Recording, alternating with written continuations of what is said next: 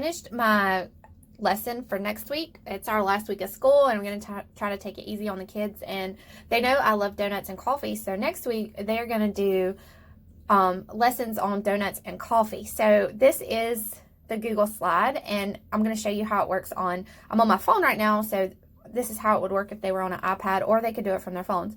So if I click on the big Dunkin' Donut sign, it will take them to a link where they could learn about engineering their own cardboard vending machine.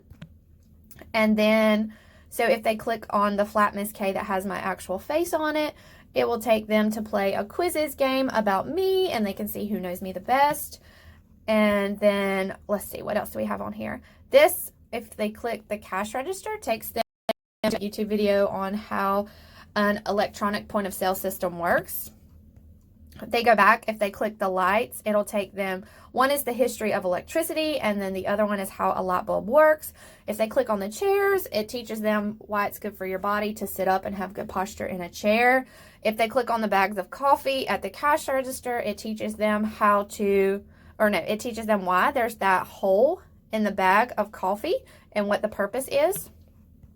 So there's all kinds of interactive things. Anything that is clip art, anything that is in this picture except for the wall and the floor and the tables is actually linked to some sort of educational video for science. So these are some of the things that you can do with these backgrounds.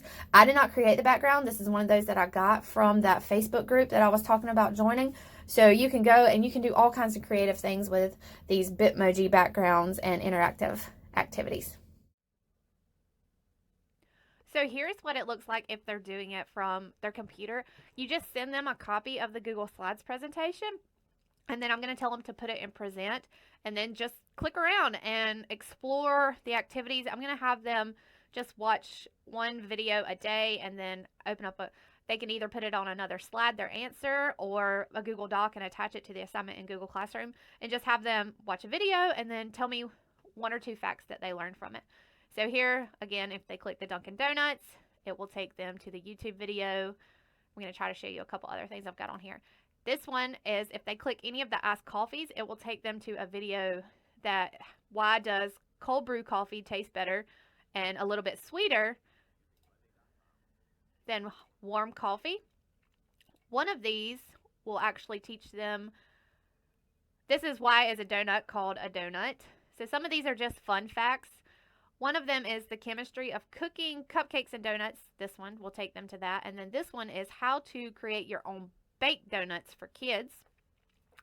Over here we've got, let's see, and wait for it to pop up what it's actually called. How donuts are made. And then if they click Dunkin', that's just Dunkin' Donuts fun facts throughout the years, when it started, what it used to be called, what the logos looked like throughout the years. So that's just some fun facts.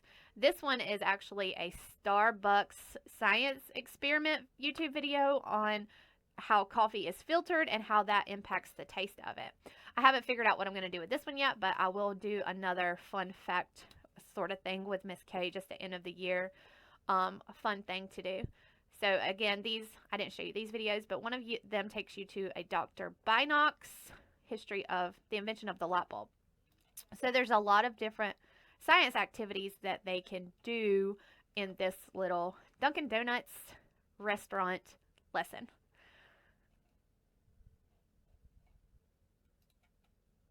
All right, guys, so I hope you enjoyed this